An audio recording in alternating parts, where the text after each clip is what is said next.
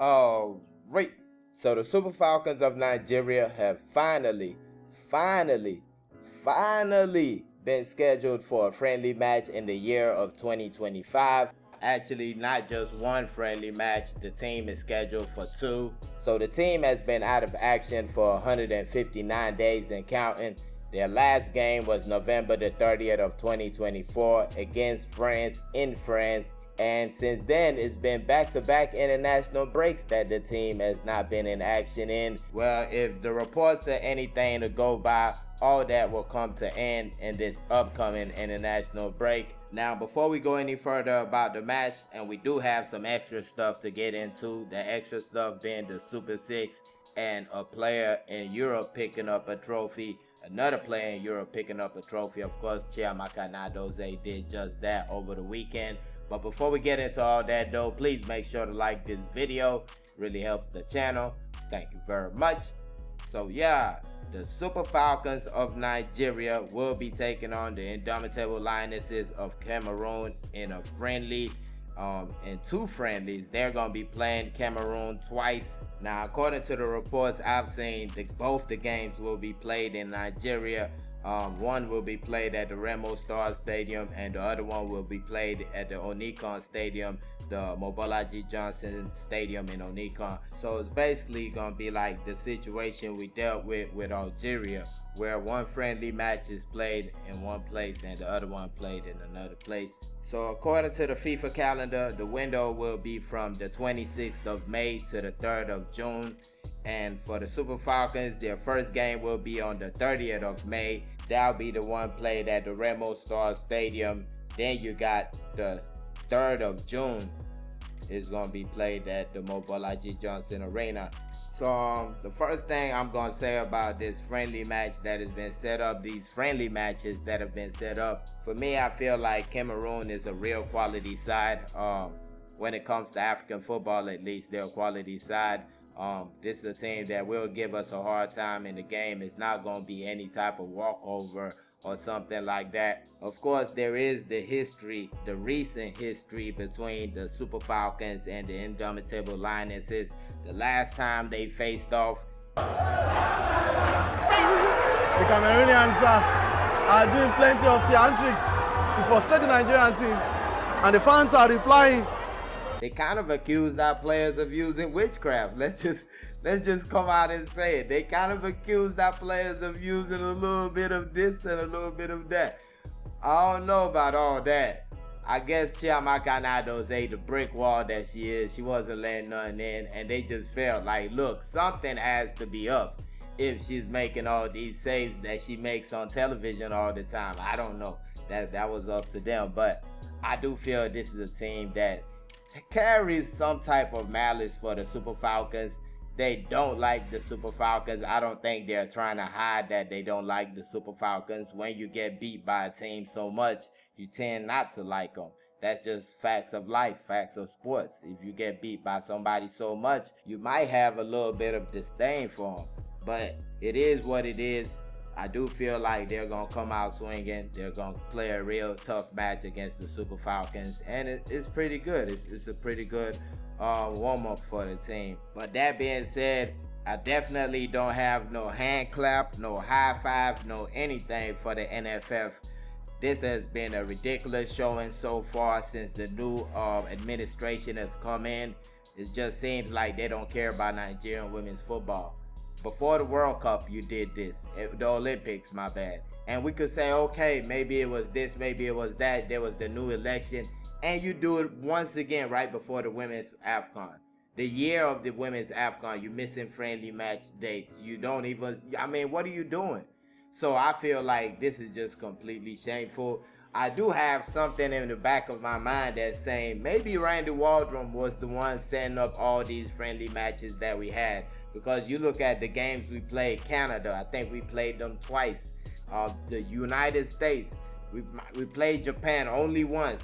I mean, I think he was the one really working all these friendly matches, and we were thinking the NFF was working when it was really the coach setting everything up and saying, okay, you can talk to my boss now that we've set everything up, and they just need to sign one thing. I think that's what was really happening, because this is completely ridiculous. This is shocking. Like, 2 straight breaks, no international, no games or nothing, and you know a team is preparing to go for a women's AFCON. I mean, that just speaks for itself right there. But let me know you guys' thoughts on that one in the comment section. And we move to the NWFL, where the Super 6 will be kickstarting, I believe, tomorrow, if I'm not mistaken. You see the thing right here. It says from the 8th of May to the 17th of May. Today is the 8th of May. I've not seen any matches being played, but we're going to talk about the 6 teams, or we're just going to run through the 6 teams that will be in the Super 6. We previously talked about it in the other video. There was just the little problem with 2 other teams.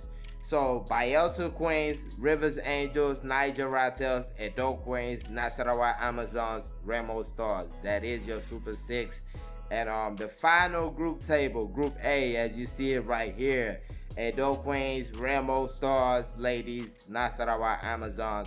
And you see the others, Confluence Queens, the relegated side. And Group B, Bielsa Queens, which Bielsa come up 1 short under Edo Queens. Then for number 2 and 3, you got Rivers Angels and Naijabiasfc. Naijabiasfc beat out FC Robo Queens for their final spot. And then you got the relegated team in Benue Queens. Now, when it comes to the schedule for the Super 6, like I said, it starts on the 8th of May. That is today. And it ends on the 17th of May. But when you look at the schedule, the 8th of May is just for the arrival of the team. So remove that. The 9th of May, that's for the draw and pre-match briefings. Then on the 10th of May, you have the first match day. We don't have the teams that will be playing, but we do know that will be for the first match day, and it will run all the way to the 17th, which will have the final match day and trophy presentation. Now, how it normally works is 3 teams in 2 groups. So the 3 teams play each other once. Then 2 teams, the top 2 teams, make it out to the semifinals. They play the semifinals and finals, and that's that.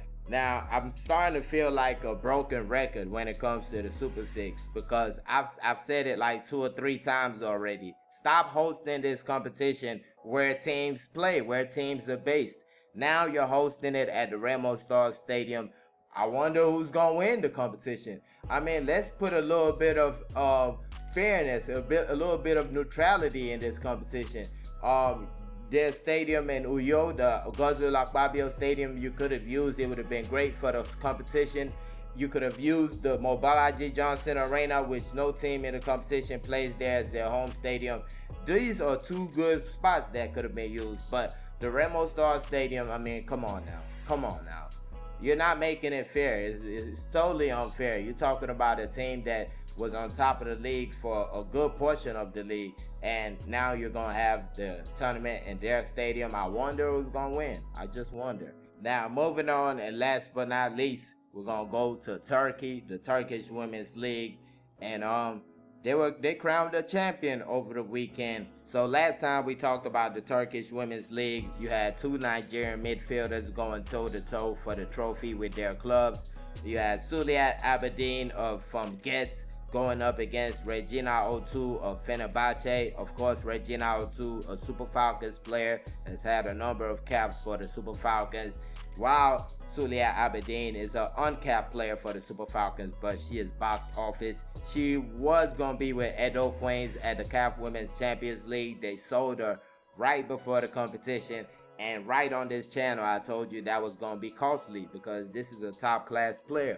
Well, she didn't get the trophy at the CAF Women's Champions League. She had to wait, but now she picks up the trophy with a Turkish club from Getz.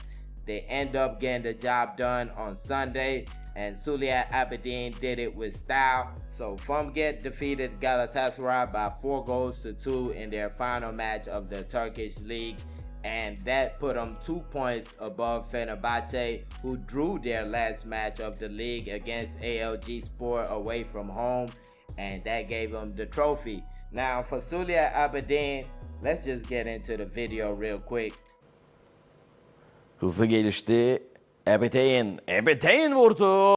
Maalesef golü karşılaşmada 33. pozisyon Aberdeen. Bomboş pozisyonda burada boş bıraktık maalesef. So yeah, you're talking about a screamer from long range. Fine finish, Sulia Aberdeen. Great way to cap off a good season for her. I say good because I expect much more from her, especially when she gets more acclimated to where she's at. She's really gonna give you a lot because this is a quality player. I'm not joking. When she didn't get picked up for the national team, those little friendly matches, how I reacted was not just because of I felt like being silly. This is a top class player. I don't care what anybody says. This is a top class midfielder, and the best is definitely yet to come. Congratulations to her though, picking up this trophy over there in Turkey. But let me know your thoughts on these stories. Put them in the comment section. Make sure you like this video, subscribe to the channel if you haven't already. Hit the notification bell so you can get notified when we drop new content. Thank y'all for watching. Peace.